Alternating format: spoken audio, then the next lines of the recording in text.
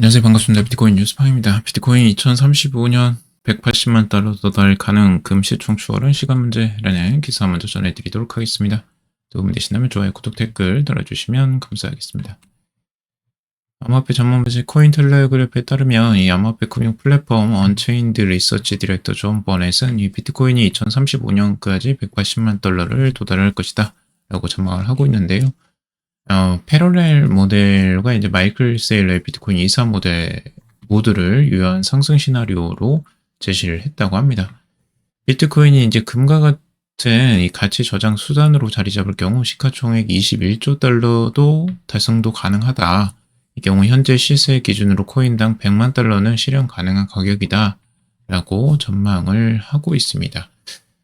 2035년이면 이제 10년이거든요. 그래서 굉장히 10년 앞을 내다보는 장기적인 전망이라 여러분들은 이제 이걸 조금 현실적으로 한번 받아들이기 바라시고, 그리고 단기적으로는 이제 관세 불안정으로 인해서 시장 전반의 위험 회피 심리가 이제 커지고 있다라고 보고 있어요. 그래서 이 트럼프 대통령의 대규모 관세 정책 발표 이후 물리적 금과 토큰화된 금의 거래량은 급등했고, 최근에 하루 거래량 10억 달러를 넘어서면서 2년 만에 최고치를 기록했다라고 이야기를 하고 있습니다.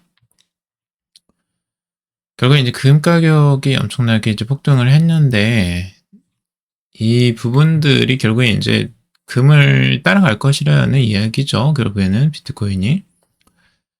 그래서 이 비트코인의 변동성은 과거보다 줄었지만 여전히 큰 조정은 반복되고 있는데, 이 하락장은 오히려 강한 보유자들에게 매집 기회를 제공하면서 장기적으로 가격 상승 기반이 된다라고 분석을 했습니다.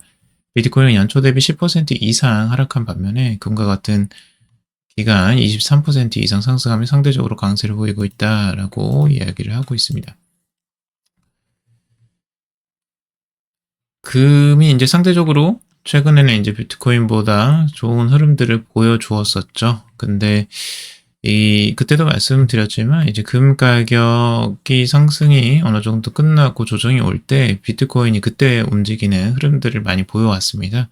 그래서 이제 타이밍 같은 것들도 이제 그런 것들도 참고적으로 볼 필요가 있고요.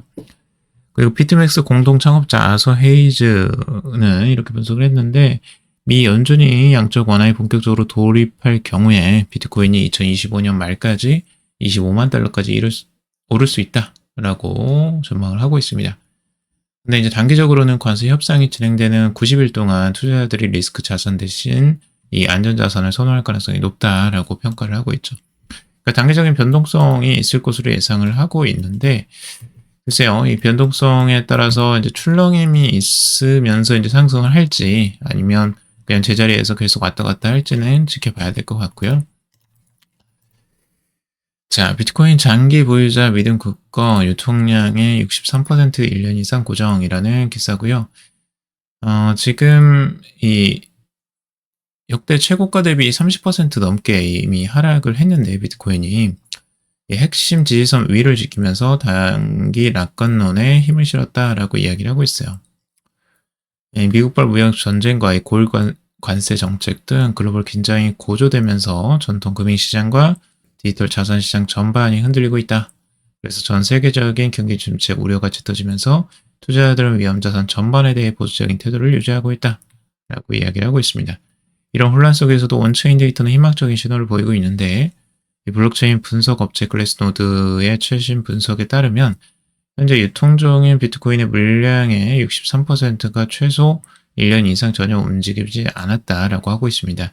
이는 사상 최대 수준으로 장기 보유자들의 흔들림 없는 믿음을 보여준다라고 보고 있는데, 차트를 한번 가져와 봤어요. 보시면 아시겠지만 지금 이 장기 보유자들, 1년 이상 장기 보유자들이 요 주황색 차트라고 보시면 되는데, 보시면 예전에도 60%까지 이제 도달했던 적이 분명히 있었어요. 근데 이게 이제 급격하게 하락을 하죠.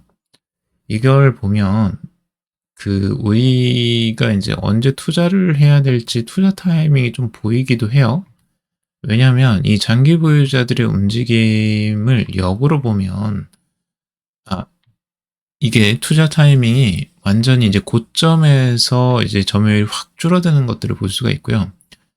그리고 저점으로 갈수록 이 매수세가 커진다는 걸 알 수가 있어요. 그러니까 1년 이상 이 보유자들의 양이 이제 늘어나는 이런 현상들, 요거는 이제 어느 정도 저점이라고 볼 수가 있고, 이제 상승하면서 계속 이제 그 점유율이 떨어지죠. 역대는 이제 매도하고 있다라는 걸 볼 수가 있어요. 그러면서 급격하게 이제 바닥을 쳤을 때, 그러니까 그 비트코인이 고점을 쳤을 때 1년 이상 비트코인을 보유한 비율은 오히려 바닥을 치죠. 이때가 이제 40 정도까지 내려온 정도거든요. 근데 지금 이제 이 비율이 계속, 근데 전체적인 트렌드는 다 상승을 하고 있다라는 부분이에요. 이 부분이 중요한 요소고요. 그러니까 비트코인을 1년 이상 축적하는 비율이 계속 늘어나고 있고, 이 믿음이 굉장히 강하다라는 걸 알 수가 있죠. 자, 그래서 우리는 이제 투자 타이밍도 요것들을 볼 수가 있고, 그리고 비트코인의 매집의 추세도 우리가 한눈에 좀 볼 수가 있는 좋은 차트다라고 볼 수가 있는 겁니다. 그래서 최근에 이제 조정세가 좀 나왔는데, 다시 이게 또 상승으로 반전을 하고는 있어요. 그래서 요즘에 이제 어느 정도 그 1년 이상 보유 비율이 좀 상승을 해주면 위쪽으로 상승할 가능성들이 좀 더 나타날 것 같은데, 어떻게 지금 진행이 될지 그거 한번 지켜봐야 될 것 같습니다.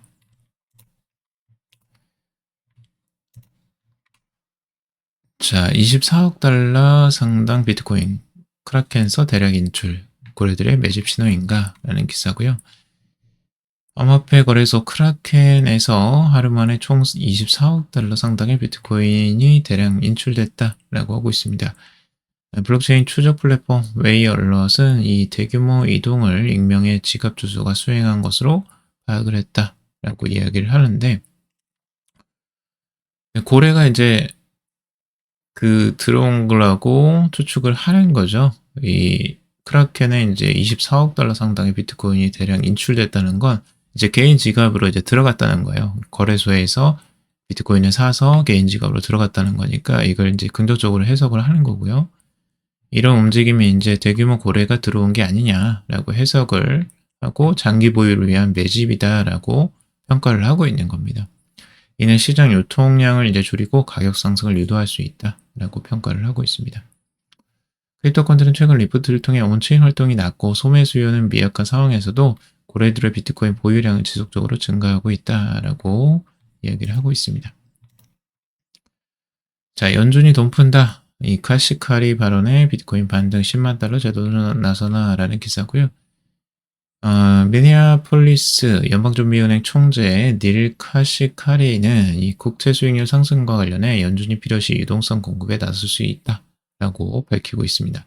이는 인플레이션 억제 의지를 강조하면서도 금융시장 안정성을 위해 대응 수단을 갖고 있다는 점을 시사한 걸로 보고 있는데, 카시카리는 현재 10년 만기 국채 수익률이 4.5% 수준으로 상승한 데 대해서 투자자 신뢰의 변화일 수 있다라고 언급을 하고 있습니다. 이거는 이제 중국이 급격하게 매도를 한 부분이 있어요. 국채, 미국채를 이번에 이제 관세 정책에 대한 이제 보복으로 나온 거죠. 미국채를 그냥 막 팔아버리는 거예요. 미국채를 가장 많이 들고 있는 이제 나라가 중국이죠. 중국이 그걸 가지고 이제 무기로 사용하고 있는 거죠. 어찌 보면. 시장에서는 이러한 발언을 비트코인의 긍정적 전환점으로 해석을 하고 있습니다. 그래서 비트코인은 83,438달러 선까지 반등하며 상승세를 이어가고 있다라고 보고 있고, 장기 국채 매입을 통한 유동성 공급은 일반적으로 BTC 상승에 유리한 반면에 고금리 유지 정책은 소비, 기업, 투자 둔화를 유발해 단기적으로 부정적 영향을 줄 수 있는데, 유동성 공급 시 반대 조치로 역 레포를 동원할 가능성도 언급을 하고 있습니다. 그래서 연준이 은행에 낮은 금리로 유동성을 제공하는 할인 창구 제도를 활용할 가능성들도 있고, 그러니까 돈을 풀 가능성들을 이제 열어놓고 있는 거예요. 그래서 그런 부분들이 이제 비트코인의 가격 상승에 긍정적 영향을 미칠 수 있다라고 보고 있는 거고, 비트코인 84,000달러 돌파, 관세 대상에서 휴대폰 등 제외. 이번에 이제 관세 정책에서 새로운 또 뉴스가 나왔는데, 미국 정부가 상호 관세 부과 대상에서 스마트폰, 컴퓨터 등을 제외한다라는 보도가 나왔습니다. 그래서 관세 국경 보호국은 이런 내용의 특정 물품의 상호 관세 제외 안내를 공지를 했다고 해요. 제외 대상은 이제 스마트폰, 노트북, 컴퓨터, 하드디스크 드라이브, 이 컴퓨터 프로세서, 마이크로칩, 메모리칩, 그리고 반도체 제조 장비 등이라고 해요. 결국엔 기업들 중에 이제 삼성이나 애플, TSMC 등이 도움이 될 것이다라고 전망을 하고 있는데, 지금 애플 때문에 이런 정책이 나오는 것 같아요. 애플이 다 중국에 이 거점을 가지고 있기 때문에 애플은 그런 부분들이 이제 악조건으로 이제 작용을 하는 거죠. 그 관세가. 결국에는 이제 그런 부분을 어느 정도 협상을 하고 반영을 한 게 아니냐라고 보고 있는 거고요. 이런 부분 때문에 이제 어느 정도 호전 분위기가 나왔다라는 내용이고,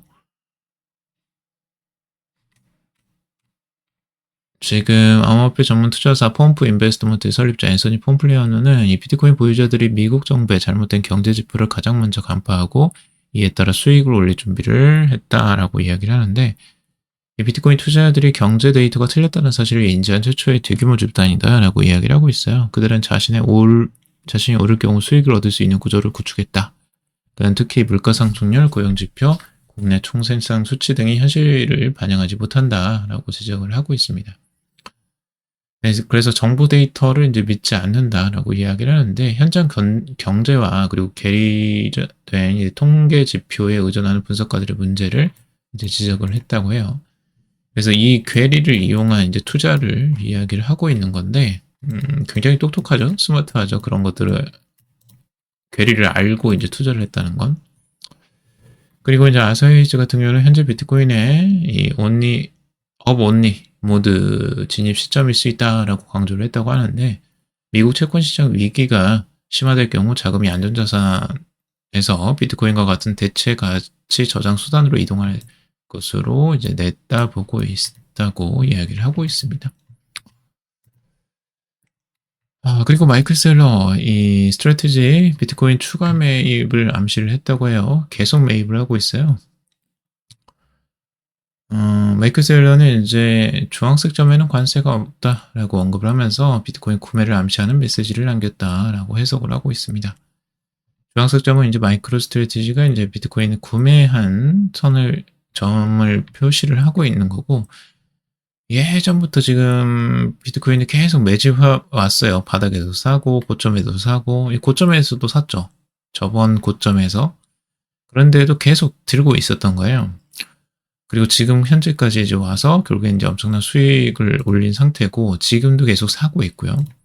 근데 이제 개인 투자자들이 이런 것들을 좀 투자법을 좀 따라갈 필요도 있어요. 그러니까 계속 분할해서 매수하는 이런 흐름, 어떤 상승하든 하락하든 뭐 크게 흔들리지 않고 계속 사 모으는 거예요. 그렇게 사 모으다 보면 결국에는 수익이 나와 있는 거죠. 장기적으로는 결국.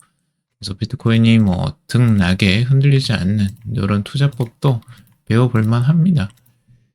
글로벌 큰손 달리오, 미 경기 침체보다 더 나쁜 일 발생 우려라는 기사고요. 레이 달리오가 이제 경고를 했어요. 도널드 트럼프 행정부에. 왜 이렇게 가다가는 이제 다 죽는다라는 뭐 그런 이야기고요. 지금 이런 수입품 관세나 재정 적자 확대는 기존 권력에 대응하는 실행 세력의 결합을 이제 상당히 매우 파괴적인 변화라고 하면서, 미 행정부는 의사결정의 갈림길에 서 있으며 이런 변화를 어떻게 다루냐에 따라 심각한 상황을 초래할 수 있다. 그리고 심각한 상황이라는 건 뭐냐? 통화 질서의 붕괴, 그리고 우리가 알고 있는 정상적인 민주주의 방식이 아닌 내부 갈등, 그리고 세계 경제에 매우 혼란을 주는 국제 분쟁, 경우에 따라서는 이제 군사적 충돌까지 나올 수 있다라고 굉장히 위험성을 강조를 하고 있어요. 그래서 이 부분을 어떻게든 해결해 나가야 된다. 잘 협의를 해야 된다라고 이야기를 하는 거고요. 여기 이렇게 이제 미국 부채의 지속 불가능해 보이는 증가세로 인해서 미국 제조업의 쇠퇴 등의 영향으로 미국이 자국에 필요한 품목 생산을 다른 나라에 의존하게 될 것이다. 근데 지금 현재에도 어느 정도 의존하고 있거든요. 다른 나라에. 이 부분이 이제 더 커질 가능성들을 경고하고 있는 거죠. 그리고 재정 적자를 국내 총생산의 3% 수준으로 줄이는 경제적 전환이 필요하다라고 이야기를 하고 있습니다. 재정 적자가 이제 엄청나게 돈을 찍어내면서 계속 나오는 거죠.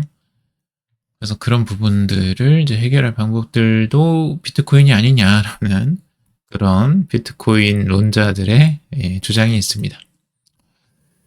자, 그리고 지금 이제 여기에서 미국의 이제 보복관세에 맞서 이제 대중 상호관세를 125% 추가 인상하기 직전에 중국 정부의 달러 자산 매각과 이 재정통화 정책 완화를 통한 달러 대비 위안화 평가 절상 협상을 미국과 중국 모두에게 도움이 되는 윈윈 구상이다 라고 이야기를 하고 있네요. 전반적으로 뭐 차트 움직임들 잠깐의 이제 조정이 뭐 하루 동안 살짝 나오긴 했지만 뭐 1.9% 정도로 큰 움직임은 아니고요. 작은 움직임들이 계속 일어나고 있습니다. 아직 큰 반등은 일어나지는 않았고 그렇다고 내려가지도 않았습니다. 전반적으로 시장 흐름 조금 눈치를 보는 것 같고 여기서 조금 저항선을 돌파하고 흘러준다면 좀 분위기가 반전될 가능성도 있지 않을까 생각을 해봅니다. 자, 오늘 여기까지 정리해봤습니다. 도움이 되셨길 바라고요. 도움이 되셨다면 좋아요, 구독, 댓글 달아주시면 감사하겠습니다. 투자에 관련된 정보들 참고사항일 뿐이고 조언이 아니니 투자할 때 여러분들 스스로 꼭 판단하시고 결정하시기 바라겠습니다. 방송 들어주셔서 감사합니다.